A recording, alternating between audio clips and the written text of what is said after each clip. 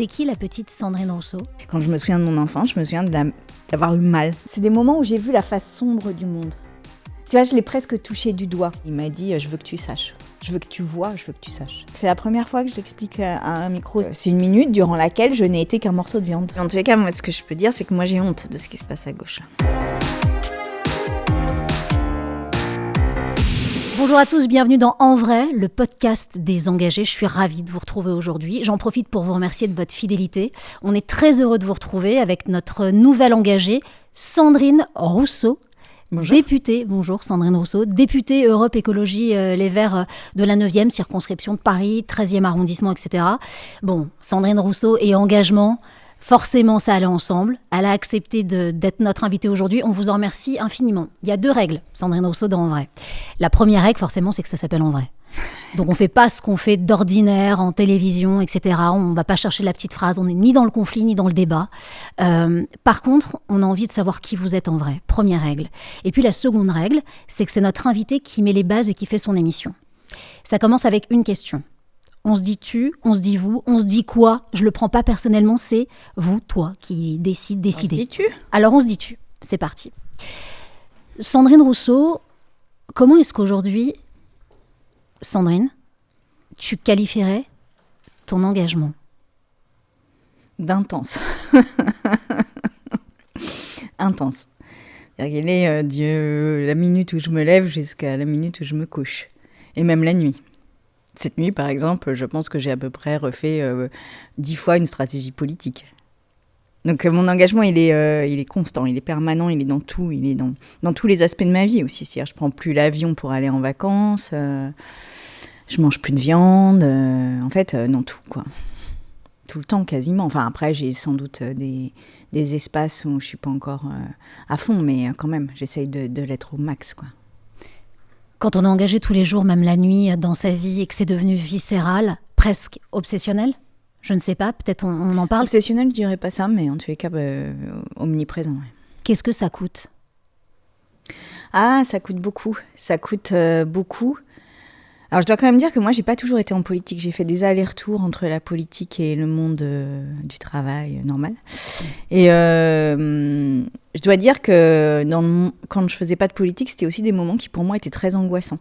Parce que j'avais l'impression de pas mettre toute mon énergie à essayer de changer les choses qui n'allaient pas. Donc, je préfère encore être dans l'action, être fatiguée, être épuisée que ne pas faire. Ça, c'est un truc particulier. Donc, avoir cette impression d'agir, faire les choses, être utile, être moteur de sa vie. En tout cas, moi, je me suis fait une promesse, c'est faire tout ce que je peux. Voilà, après, tout ne dépend pas de moi, il y a plein de circonstances extérieures. Mais moi, je veux pouvoir me regarder dans la glace, regarder mes enfants et leur dire j'ai fait tout ce que je pouvais. Après, je peux pas plus. Voilà, j'ai tout donné. C'est ça la promesse que je me suis... C'est pas forcément la réussite derrière, parce que ça dépend pas de nous, mais au moins de l'engagement. Qu'est-ce que ça coûte ? Ça coûte aussi beaucoup pour les enfants. C'est quelque chose, je sais pas si... Dans ton podcast, tu as déjà entendu des politiques en parler ? Bien sûr. Ouais, bien sûr. C'est quand même un énorme sujet pour les politiques. Parce que tout notre engagement, il se situe aussi sur les temps familiaux, sur les temps le soir, tu vois. Il faut aller sur des moments où les gens sont chez eux. T'as combien d'enfants, toi, Sandrine ? 3. 3 enfants ? 3 enfants. Ils ont quel 3 âge ? enfants, moi et une belle-fille. D'accord. 4. Tu sais, on a reçu dans notre podcast une entrepreneuse influenceuse qui s'appelle Mia Labitbol, qu'on aime beaucoup, qui a beaucoup œuvré pour la santé mentale, qui par ailleurs a rencontré Emmanuel Macron. Bon, on ne va pas revenir sur la rencontre. Vous pouvez nous regarder, liker, commenter, débattre, parce que Mia, elle fait partie des engagés qu'on a déjà diffusés. Et elle nous parlait de ce rapport parent-enfant. Et elle disait, aujourd'hui, les jeunes n'arrivent plus à communiquer avec leur adulte de confiance, avec leurs parents. Il y a une espèce de pont, il y a un vrai problème d'incompréhension. Est-ce que d'après toi, ça vient du fait que mais on n'a plus vraiment le choix dans cette vie ? Il faut y aller, faut travailler, il faut s'engager. Il y a des mamans qui sont seules aussi, qui travaillent avec leurs enfants, elles doivent y aller le matin.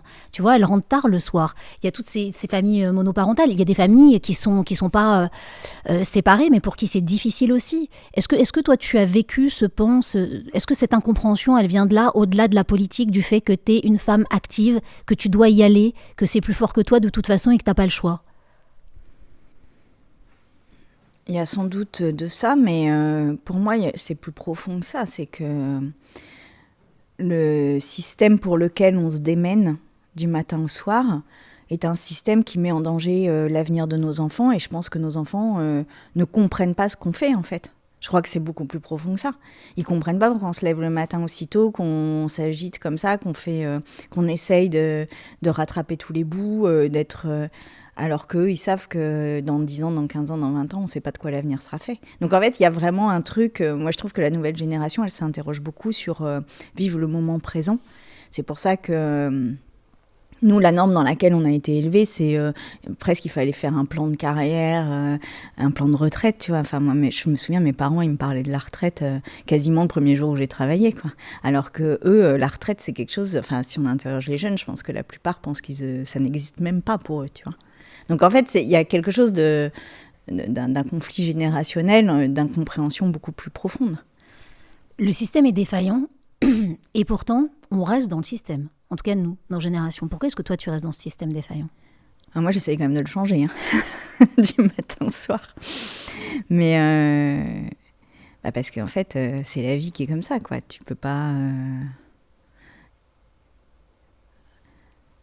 En tout cas, moi, j'ai essayé de prendre de la distance. D'ailleurs, c'est une discussion que j'ai souvent avec mon ami très proche, parce que j'avais 2 amis. Tu sais, on n'a pas beaucoup de vrais amis qui comptent énormément à la vie, à la mort, tu vois, un truc... Moi, j'en avais 2. Il y en a une qui est décédée, et donc il m'en reste une. Elle est décédée d'une tumeur au cerveau. Ouais. Et donc, avec celle qui me reste, elle a fait un choix totalement différent du mien. C'est-à-dire qu'elle s'est installée dans un endroit tout à fait isolé où elle cultive ses légumes et elle essaye d'être vraiment en autonomie complète, de plus du tout dépendre de la société de consommation, d'être complètement à sa marge. Et je vais chez elle souvent pour essayer d'ailleurs de me ressourcer. Mais en fait, c'est aussi le résultat d'une angoisse sur l'avenir. C'est-à-dire que tu vois, tu prépares un endroit où tu sais que s'il y a des crises, etc., tu auras quand même de quoi vivre, de survivre.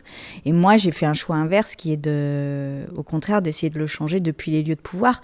Après, on a fait un pacte l'une et l'autre, c'est que moi, je me dépense à Paris, mais à condition que j'ai aussi un havre de paix où je puisse aller et me reposer, et que quand je pourrai plus mener la bataille parce que je serai trop fatiguée, lassée, ou que je puisse y aller et me mettre là-bas en rupture.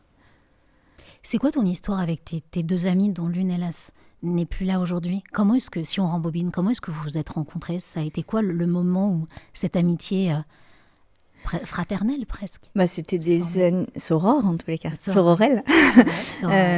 J'étais à l'université, les 2, j'étais à l'université. Et je sais pas, c'est des femmes avec lesquelles j'ai noué des liens qui étaient des liens presque familiaux. D'ailleurs, c'est une des questions, vraiment, c'est qu'est-ce qui distingue des liens familiaux, des liens d'amour, des liens d'amitié ? En fait, je trouve que tout ça est quand même assez perméable. Et donc, ces 2 femmes sont devenues des amies un peu quoi qu'il se passe, quoi. Quoi qu'il se passe.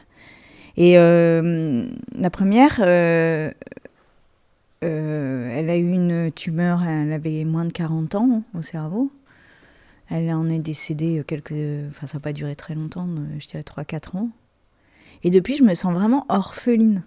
C'est vrai ? Ah oui, vraiment orpheline. Comme si j'avais perdu une sœur, quoi. J'y pense, je pense à elle très, très, très souvent. Très souvent. Et il n'y a pas une fois où je parle du cancer ou quoi, où je pense pas à elle, quoi. Elle est vraiment très présente encore. Ça fait partie de ces liens qu'on... Ouais, je sais pas, l'amitié, c'est quand même un truc. C'est aussi pour elle, pour sa mémoire, que tu te bats au quotidien sur toutes ces questions ? Non, je dirais pas que c'est pour sa mémoire, parce que je le faisais déjà avant que je la connaisse, pendant et après, mais en tous les cas, elle m'accompagne dans mes combats, ouais. Elle est à côté de moi, ouais. Est-ce que tu crois qu'il y a quelque chose de plus... qui nous dépasse, de plus fort quand on n'est plus sur cette planète ? Est-ce que tu ressens son énergie ? Est-ce qu'il y a quelque chose de plus profond ? Alors moi, je suis pas croyante, donc je pense pas qu'il y a quelque chose après la mort, mais par contre, je suis scientifique et donc je pense que les molécules de notre corps ne disparaissent pas, c'est-à-dire que elles se décomposent, on se décompose, mais on est là, quoi, en fait. Et surtout, moi, je trouve que on laisse une trace qui est pas forcément une trace matérielle, c'est-à-dire que moi, les gens que j'ai aimés et que j'ai perdus, ils m'influencent encore parce qu'ils ont laissé des traces sur mon parcours de vie. C'est-à-dire que nos discussions, nos échanges, nos rires, nos peines, nos disputes, nos valeurs partagées, ou non partagées, tout ça a créé celle que je suis aujourd'hui. Donc, tu as une espèce de trace indélébile. Même si tu t'es disputé, par exemple, avec la personne que tu ne vois pas, en fait, ça garde une trace indélébile. On est le produit de la multitude de ces rencontres, de ces échanges. Donc oui, même après la mort. Et moi, je trouve que les relations, elles évoluent même après la mort, en fait. On rembobine pour essayer de comprendre qui tu es, Sandrine, et d'où tu viens. On a compris effectivement cette amitié très puissante avec ces deux femmes, cette amitié qui a bercé ta vie, qui continue bien sûr à t'accompagner au quotidien, notamment dans cet endroit où tu te ressources, qui est pour toi vraiment une bouffée d'air, avec cette amie qui est comme une sœur. C'est qui la petite Sandrine Rousseau ? Dans quel univers, dans quel schéma familial est-ce qu'elle évolue ? Et est-ce que c'est à ce moment-là, dans ce schéma familial, qu'elle commence à s'engager ? Mais moi, j'ai l'habitude de dire que je suis comme Obélix, je suis tombée dedans quand j'étais petite. C'est-à-dire que moi, je suis née un 8 mars, journée internationale des droits des femmes. Ouais. Donc, je veux dire, ça s'invente pas, quoi. Et d'ailleurs, j'ai pris conscience très, très tard de l'influence qu'avait cette date de naissance.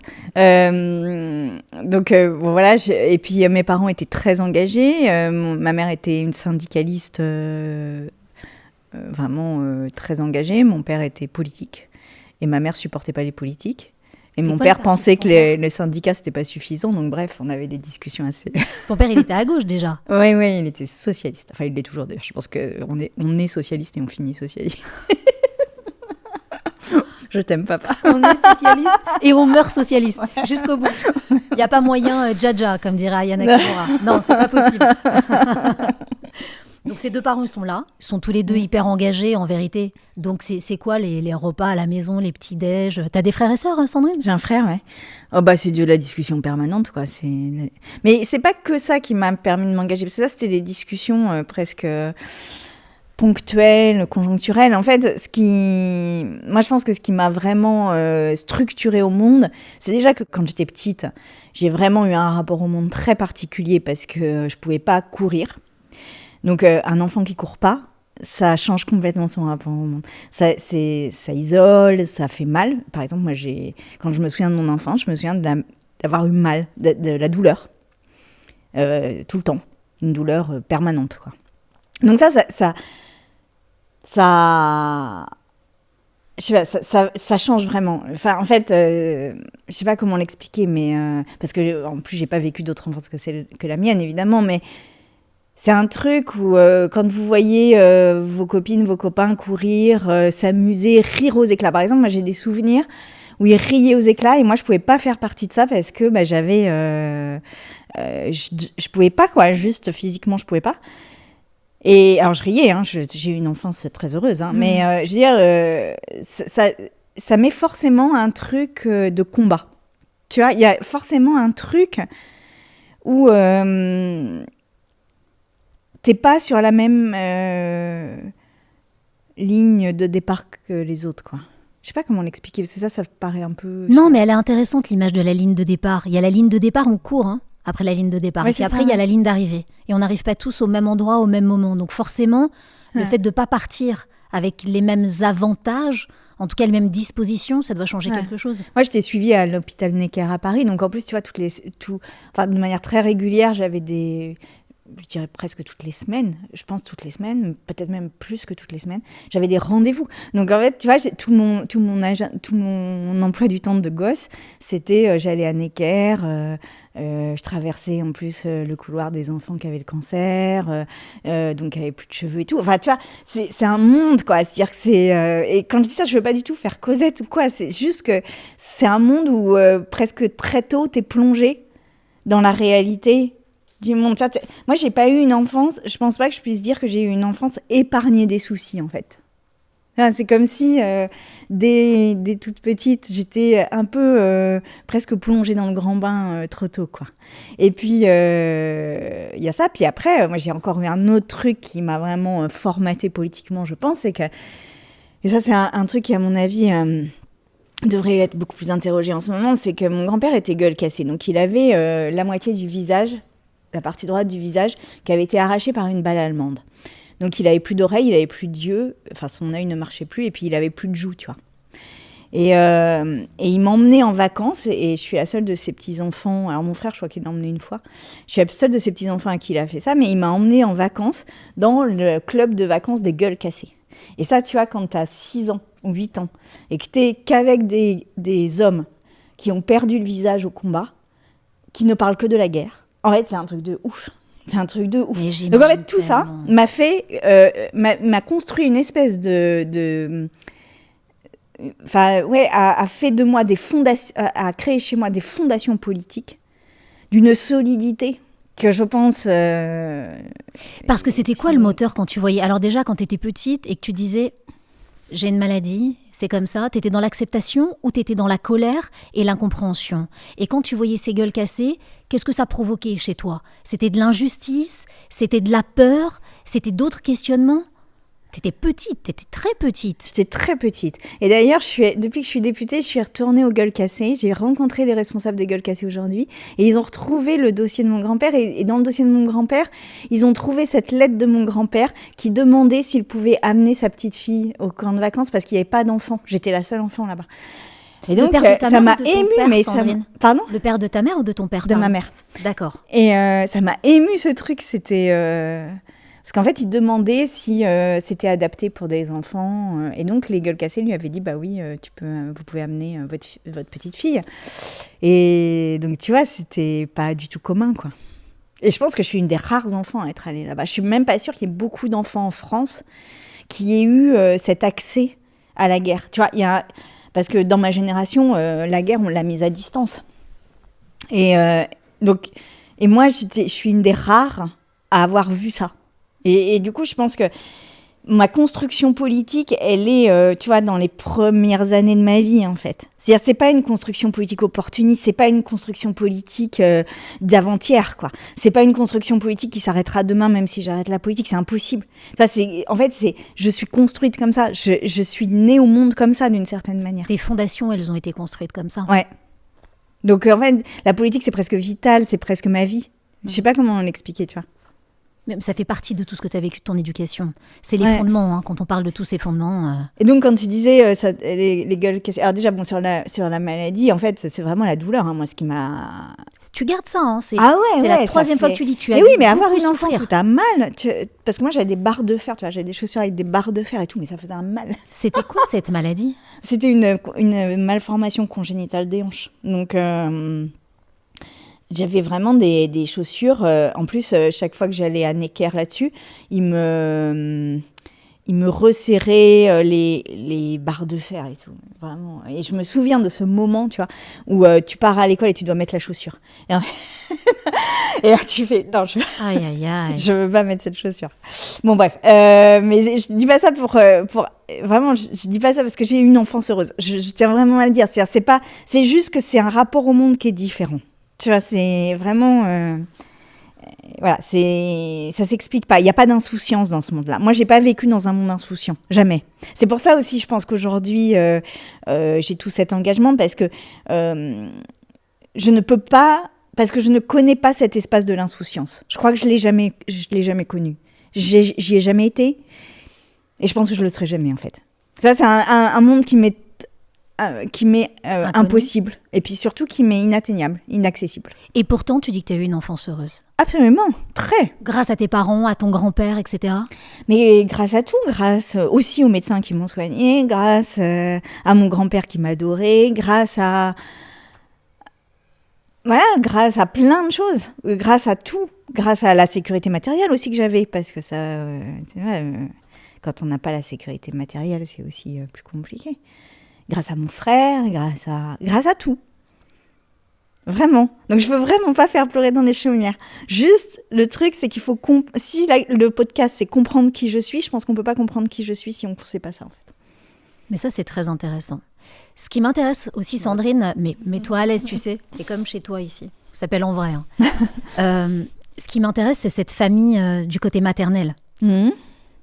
Parce que je me demande dans quel univers ta maman, hyper syndicaliste, engagée, et apparemment pas socialiste, parce que sinon tu m'aurais dit que ta maman est socialiste. Ah non, pas ton du papa. tout. Elle, apparemment pas du tout socialiste, très engagée. Non, elle était syndicaliste, elle aimait pas les politiques, elle estimait qu'ils étaient hypocrites. Non mais c'est... mais repas de famille, c'était un truc.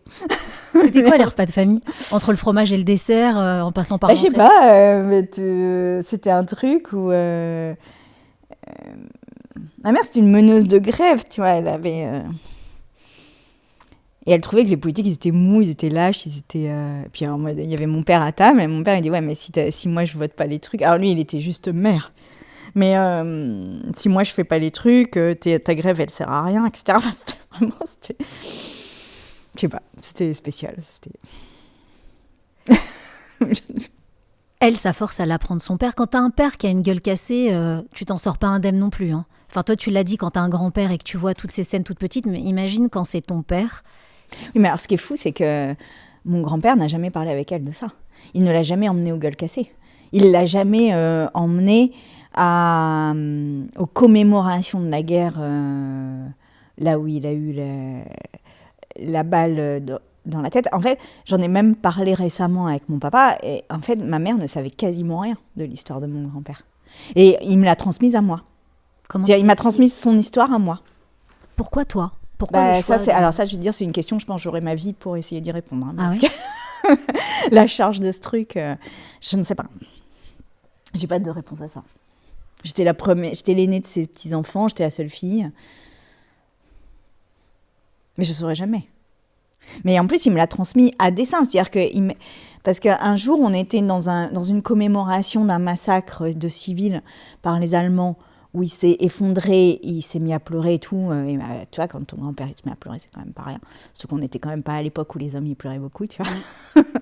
Et donc, je lui ai posé des questions au retour, et il m'a dit, je veux que tu saches. Je veux que tu vois, je veux que tu saches. Donc en fait, c'était une démarche vraiment de transmission. Tu vois, il m'a emmenée aux gueules cassées, c'était pas par hasard. C'est parce qu'il voulait cette transmission, il voulait créer ça. Il voulait que je voie, il voulait que je sache, il voulait que je sois clairvoyante. Il a emmené ton frère aussi ? Alors je crois qu'une fois mon frère est venu, mais il est resté que 2 ou 3 jours. Mais moi, j'y suis allée plusieurs fois, ouais. Des semaines. Tu sais, qu'en t'écoutant sur les plateaux ou en te recevant ailleurs, je me suis toujours dit... cette femme, je trouve qu'elle a... Il y a 2 sens dans cette femme. Tu vois, il y a la femme hyper lumineuse, là, quand tu souris, quand tu nous expliques, quand tu nous racontes. Et il y a le côté très fort, parfois fermé, et parfois un peu sombre dans ton regard. Et je me suis toujours... Je te le dis, tu vois, Sandrine, parce que c'est hyper important et précieux, cette conversation qu'on peut avoir aujourd'hui. Pour nous, pour les gens qui nous regardent, pour ceux qui vont te découvrir. Et je me suis dit, qu'est-ce qui a fait qu'un jour, cette femme... tu vois, qui est hyper lumineuse, qui a un truc très vivant, qui aime la vie, en même temps ce côté hyper sombre et qui peut être fermé. Tu vois, le côté un peu carapace. Je dirais fermé, mais pas sombre. C'est-à-dire que fermé, oui. Mais parce que, en fait, tu vois, tu me posais la question tout à l'heure sur les gueules cassées. Faut mesurer ce que c'est. En fait, c'était des hommes qui étaient ultra traumatisés, qui avaient des masques pour cacher, parce que souvent, ils avaient un bout de mâchoire en moins, ou le nez en moins. Donc en fait, tu avais, je sais pas comment expliquer, mais tu vois, tu avais toute la gorge, la langue apparente, les dents, tu avais les sinus, etc. C'était vraiment des visages d'horreur, objectivement. Et d'ailleurs, quand je suis allée aux gueules cassées récemment, ils m'ont dit, mais comment une enfant a pu voir ça ? Parce que moi, ma femme, c'est le président, je crois, qui m'a dit ça, ma femme ne veut pas y aller tellement c'est dur. Et en fait, ils avaient des masques, et quand ils enlevaient leurs masques, ils bavaient, ils crachaient, ils n'arrivaient pas à manger, à part qu'avec des pailles. Et ils ne parlaient que de la guerre, des traumatismes de la guerre, etc.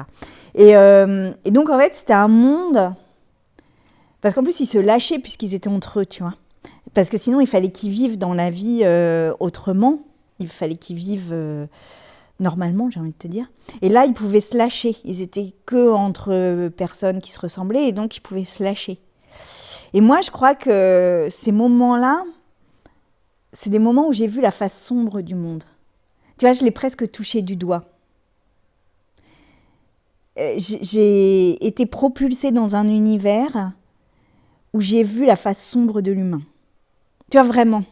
Pas des personnes qui étaient là, mais de ce qu'ils avaient subi, de la guerre, de pourquoi on fait la guerre, du nationalisme, de ce que ça génère, de tout ça. Puis,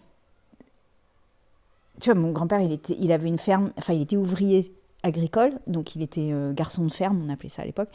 Et il était sur une ferme sur la ligne de démarcation. Donc, il me racontait que lui, il dormait, par exemple, dans la grange et que des fois, la nuit, il se réveillait et il voyait qu'il y avait des personnes juives qui étaient dans la grange aussi. Tu vois. Donc, en fait, voilà, ça, moi, je ne l'ai pas vécu, je ne l'ai pas vu. Mais je veux dire, tout cet univers-là, qui est quand même un univers particulier, quoi.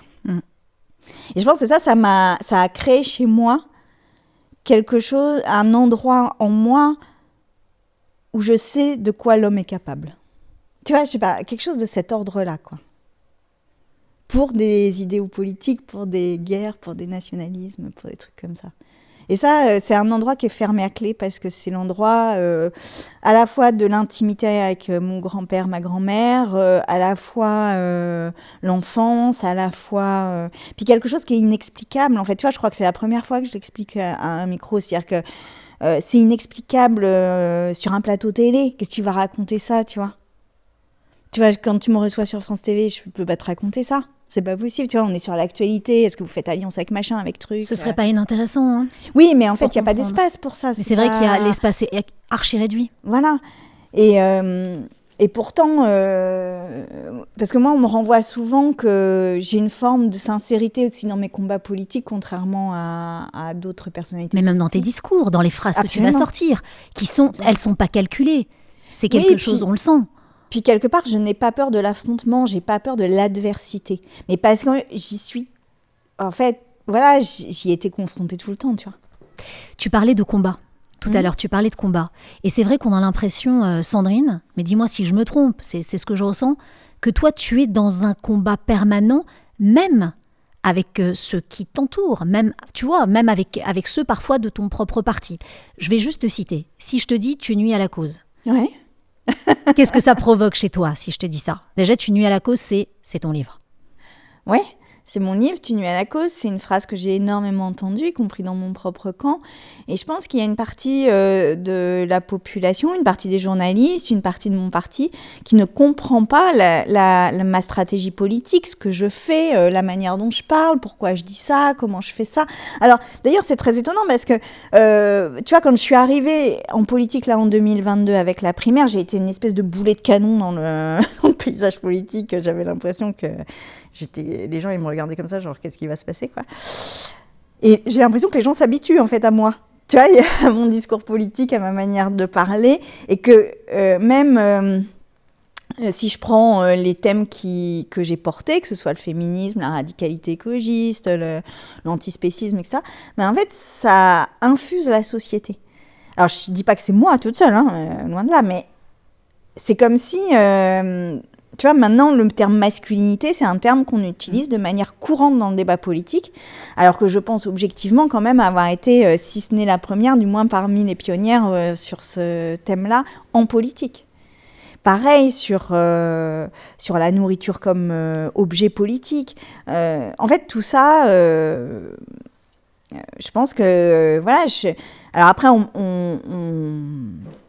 on l'utilise après dans le commun, donc il y a quelque chose qui m'échappe, qui ne m'appartient plus. Mais quelque part, c'est ça que je souhaite. C'est-à-dire que moi, j'ouvre des portes, parfois à coups de tatane.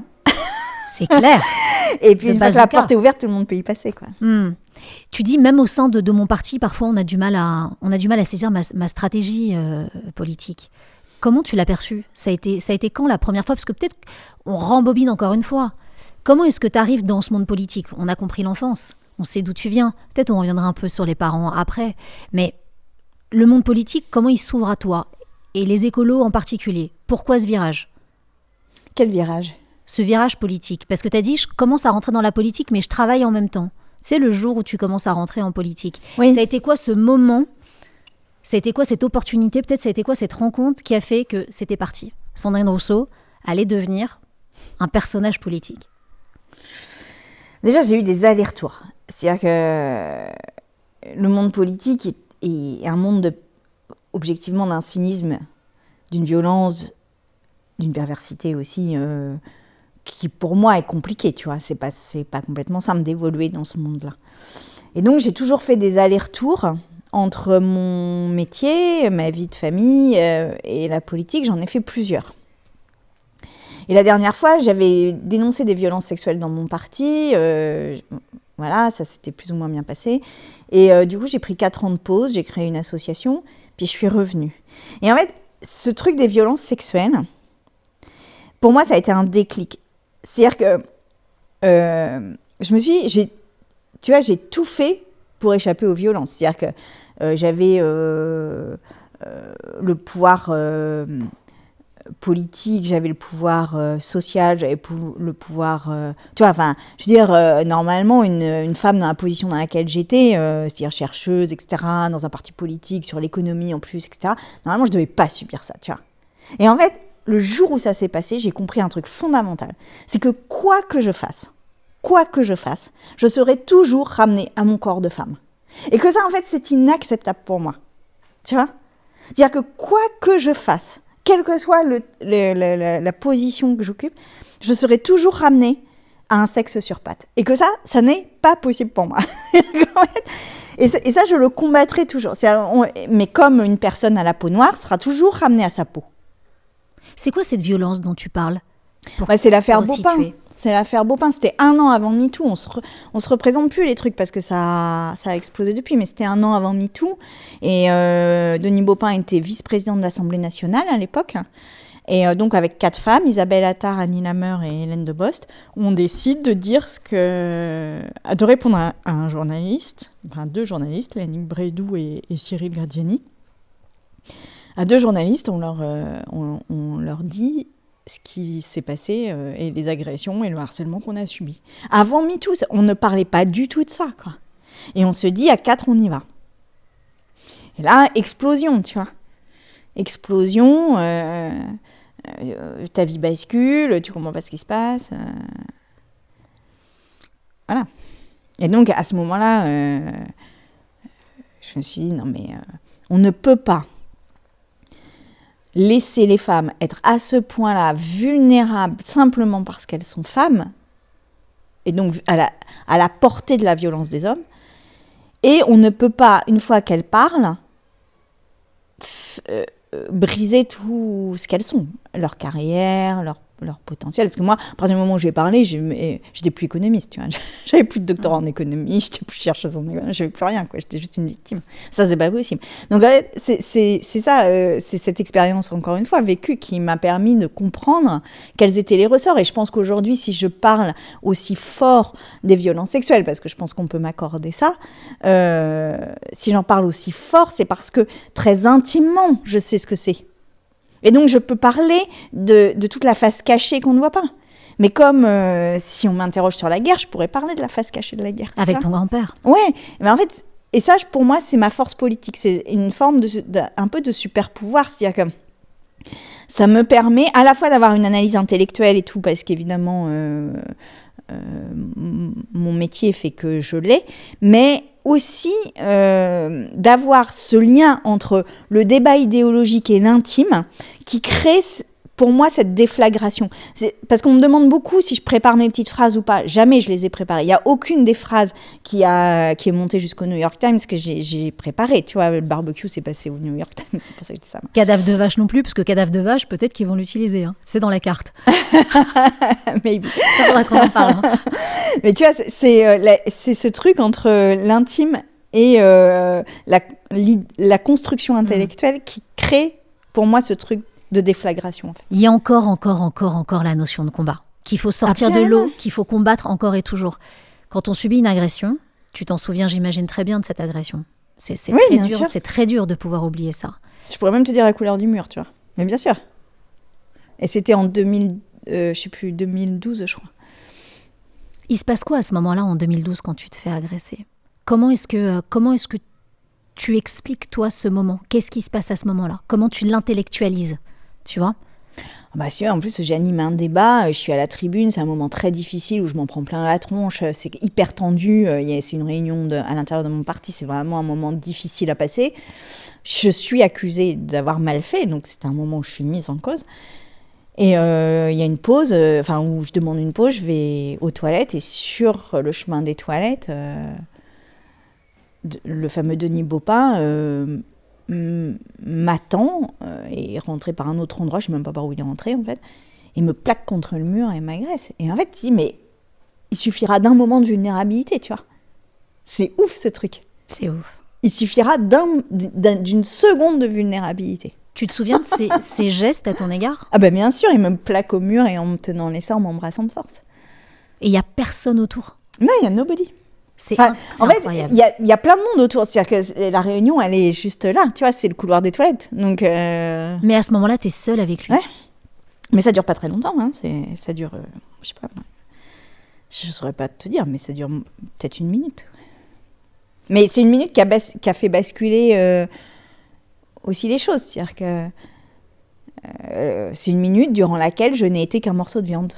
Tu vois, on y revient. En tous les cas, que j'ai été qu'un morceau de chair. Voilà. Et surtout qu'il s'est permis de prendre le pouvoir à ce moment-là. C'est-à-dire que le mec, il s'est dit à ce moment-là, elle est en situation de vulnérabilité, je peux m'autoriser à prendre le pouvoir sur elle. Dans tes rêves, mec. C'était mal te connaître, apparemment.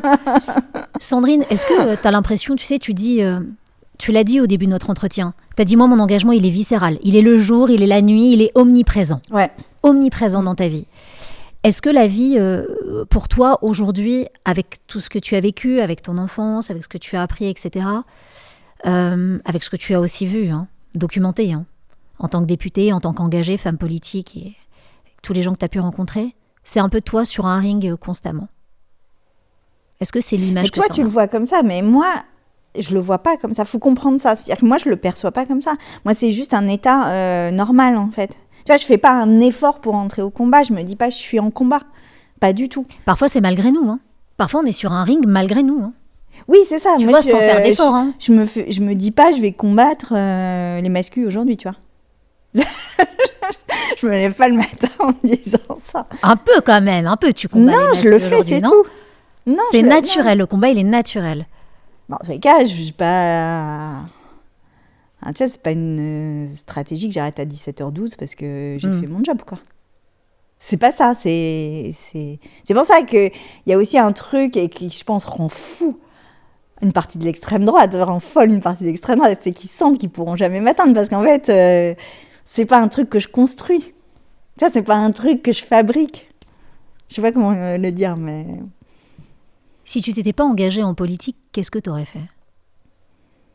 Est-ce que parfois politique. tu te poses... Ah, c'est ça, tu te poses la question. C'est juste pas possible, en fait. La politique. Autrement, mais j'aurais fait de la politique. Je peux pas faire autre chose. je peux pas renoncer à changer le monde. Ça, je peux pas. C'est pas possible, hein. Non. Jusqu'au bout du bout du bout. Ah, mais je pense que je serais vieille en EHPAD, je monterais un front anti-direction. Personne va me vouloir. Ou alors je réclamerais des repas bio, je sais pas, tu vois. Bien sûr. Il y a un truc très touchant quand même autour de Sandrine Rousseau quand on apprend à la connaître. Ça te coûte quoi quand même dans ton quotidien avec ta famille ça t'a coûté quoi avec tes parents, peut-être aussi avec ce rapport, avec ton mari, les enfants? Tu l'as dit au début, tout de suite. On a vu que c'était pour toi le plus prégnant, le plus important. Mais ça te coûte quoi au quotidien? Et ça t'a coûté quoi? Alors, j'ai la chance que mes parents et mon père, puisque c'est lui qui me reste, ne jugent pas ce que je fais. C'est-à-dire, en fait, lui, il m'aime et il me transmet cet amour et cette confiance de manière universelle, sans condition. Et donc, c'est très puissant, ça, parce que si je devais en plus rentrer chez moi et avoir le jugement de mon père, tu vois, ce serait pas facile, en fait. Ou celui de ma mère, mais ma mère, elle est plus là. Et, donc, ce truc d'amour inconditionnel, c'est le truc le plus fort qu'on puisse donner à ses enfants. Et moi, je dis à tous les parents, alors vraiment, si je peux me permettre un conseil, c'est arrêter les parents qui disent il faut que tu deviennes ça, il faut que tu fasses ça, et si et machin. En fait, la force d'un amour parent-enfant, c'est un amour inconditionnel. C'est-à-dire qu'on n'a pas besoin que l'autre devienne ce qu'on a envie qu'il devienne pour l'aimer. Et en tous les cas, moi, mes parents, ils m'ont appris ça. C'est-à-dire qu'ils m'ont appris qu'on pouvait avoir cet amour inconditionnel. Voilà, j'avais des chaussures orthopédiques avec des barres de fer, j'allais toutes les semaines à Necker, etc. Je sais pas si c'était toutes les semaines à Necker ou dans les rendez-vous médicaux, parce que je veux pas non plus mais tu vois, j'allais chez le kiné, j'allais chez le masseur, bon, enfin bref. Donc j'étais pas l'enfant probablement qu'ils espéraient, tu vois. Je sais pas si on a... Mais ça n'a jamais joué, jamais j'ai ressenti la moindre déception de leur part, tu vois. Donc, malgré le fait qu'avec ton père, malgré le fait que ce soit un socialiste de la première heure et jusqu'à la dernière heure, il t'a jamais jugé, t'as toujours accepté jamais. comme t'étais. Jamais. Après, il peut ne pas être d'accord avec moi, hein. Je te dis pas qu'il n'est pas dans l'admiration, tu vois. Il est dans le non-jugement, c'est pas pareil. Ton époux, ça se passe comment au quotidien à la maison ? Très bien. Très bien. C'est pareil, il est dans le non-jugement, donc il est dans le soutien. Donc ouais, non, c'est top. Ça, c'est hyper important, d'avoir une famille soudée, etc. Forcément, quand on est engagé en politique, il y a des objectifs, il y a des combats, bien évidemment, c'est pas à toi que je vais l'apprendre. Et puis là, on a un grand rendez-vous qui nous attend, c'est 2027. Ouais. Comment est-ce que... Ouais, c'est une vraie question. C'est une vraie question. Tu sais, sur les réseaux, j'ai demandé à nos followers, d'ailleurs vous likez, vous commentez, vous partagez, vous nous posez vos questions, j'ai demandé de poser des questions à nos futurs invités. Et il y a quelqu'un qui m'a dit, si vous recevez Sandrine Rousseau, j'ai une question pour elle. Alors voilà sa question. Elle s'appelle Gaëlle. Et elle dit, comment est-ce qu'on incite les gens aujourd'hui à s'intéresser à nouveau à la politique, alors qu'on a l'impression que de toute façon, on n'est jamais entendu et que ça ne sert à rien. C'était littéralement sa question. Et elle m'a saisi, sa question. C'est important, on a un grand rendez-vous avec l'histoire de notre pays, là, en 2027. Peut-être un moment de basculement, ou pas, on ne sait pas. Et il y a cette question pour toi, Sandrine.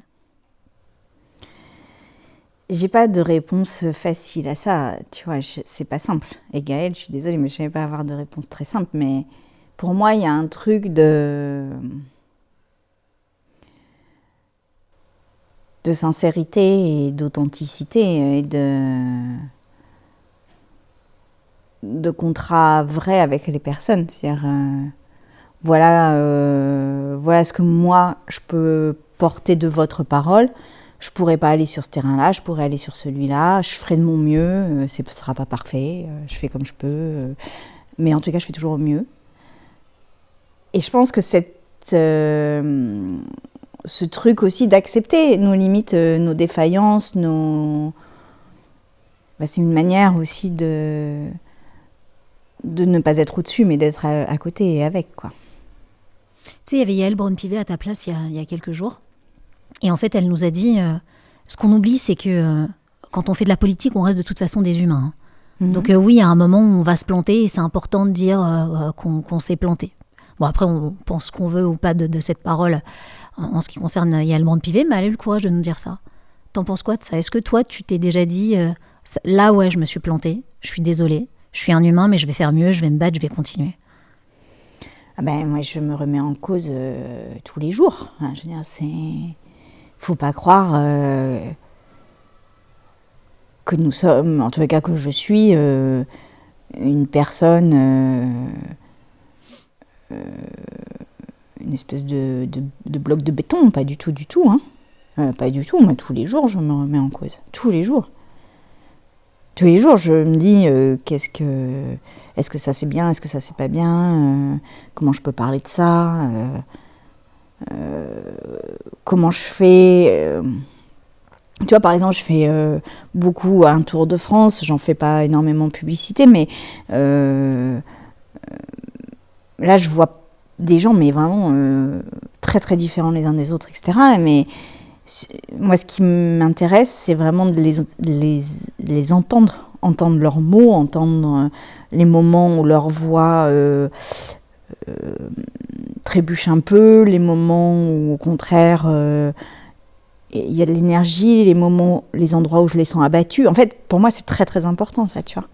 De sentir vraiment au fond des gens pour après pouvoir porter une autre parole.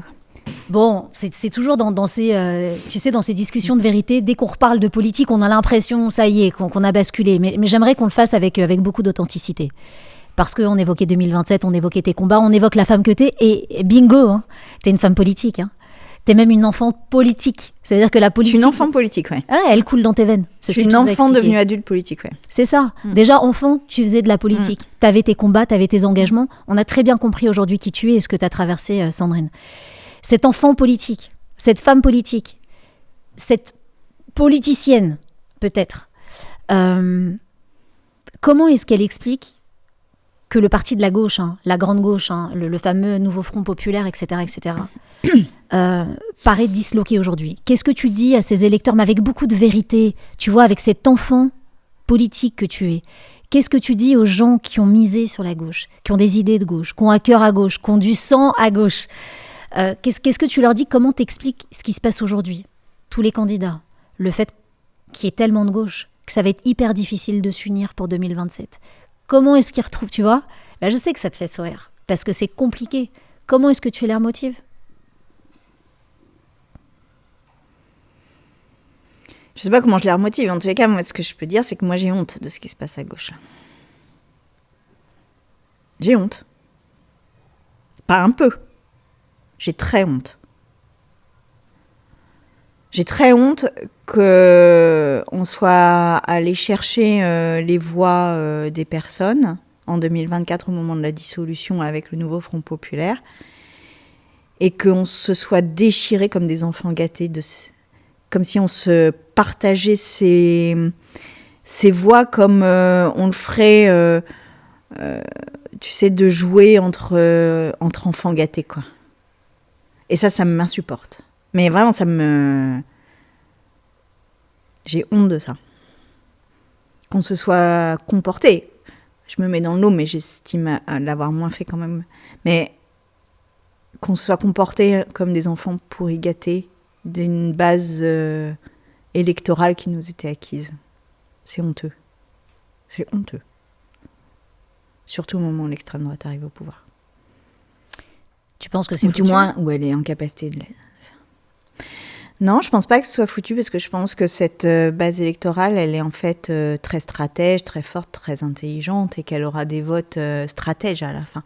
Là, je sais pas quel côté de la gauche va l'emporter, mais je pense qu'ils laisseront pas les divisions s'installer et empêcher la gauche d'accéder au second tour. Donc je pense qu'il va y avoir ce qu'on appelle couramment un vote utile, mais moi je l'appelle plutôt un vote stratège des personnes, pour que la gauche ait une chance d'être au second tour. Après, est-ce que ça suffira? Ça, je n'en sais rien. Est-ce que ce sera la gauche qu'on aime? Ça, j'en sais rien non plus, tu vois. Tu viens de faire un lapsus, Sandrine. Qu'est-ce que j'ai dit? Normalement, tu vois, je te reprends pas là-dessus, mais c'est important que je te le dise, parce que ça montre ta colère et le fait que tu aies honte. Tu dis, ils vont faire des alliances, des stratèges pour ne pas laisser la gauche arriver au second tour. J'imagine que tu voulais dire... Ah ouais, pour laisser la gauche arriver au second tour. Pour ne pas laisser la gauche au pied du second tour. C'est ça. Ouais. Mais est-ce qu'on le mérite? Oui, on le mérite. Bref. Si tu devais tirer un bilan aujourd'hui sur ta carrière en tant que femme politique, sur ce que tu as accompli, sur tes engagements, sur ce que tu y as mis aussi, on a compris ce que ça t'avait coûté avec beaucoup de pudeur. Parce que t'es quand même assez pudique, tu nous l'as prouvé. Un bilan de ma vie. Ouais. Il est beaucoup trop tôt pour le faire, chère madame là. On est passé de tu à chère madame. Ouais. Tu me demandes mon bilan, mais non, ça tu le fais à la fin. Et je suis pas encore dans le bilan. Pour l'instant, quand tu te retournes, tu vois quoi dans le rétro? Non, je me retourne pas. J'avance. C'est quoi l'engagement quand tu sors d'ici, là? Aujourd'hui, c'est quoi? Bah là, je vais après à Pont-Aven et à Quimperlé et je vais rencontrer des gens là-bas. Je vais rencontrer un collectif d'agriculteurs queer. Ah ouais? Ouais, par exemple. J'ai plein d'autres rendez-vous, mais ouais, parce que être agriculteur et gay, lesbienne, trans, c'est pas facile. Et donc, je vais aller les voir et on va discuter de leur militantisme dans le monde agricole. Et j'ai très hâte de cette rencontre, par exemple. Voilà. Pourquoi tu as décidé de faire ce tour de France? Bah déjà parce que j'ai le livre Tu nuis à la cause et que ça permet aussi d'aller dans des librairies indépendantes parce que c'est une maison d'édition indépendante. Et puis moi j'aime les gens en fait. J'aime vraiment.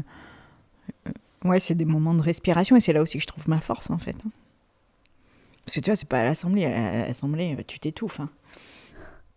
Ah non, c'est l'horreur l'Assemblée. C'est vrai. C'est l'horreur. C'est l'horreur. Je pense. Donc c'est en vrai compliqué. Évidemment, je dis ça, j'ai bien conscience des conditions matérielles, etc. Mais c'est l'enfer.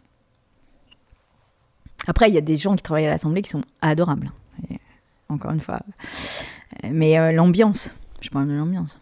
Elle est comment cette ambiance infernale? Mais moi, j'ai l'impression d'un truc, un peu une espèce de bulle fermée sur elle-même, tu vois.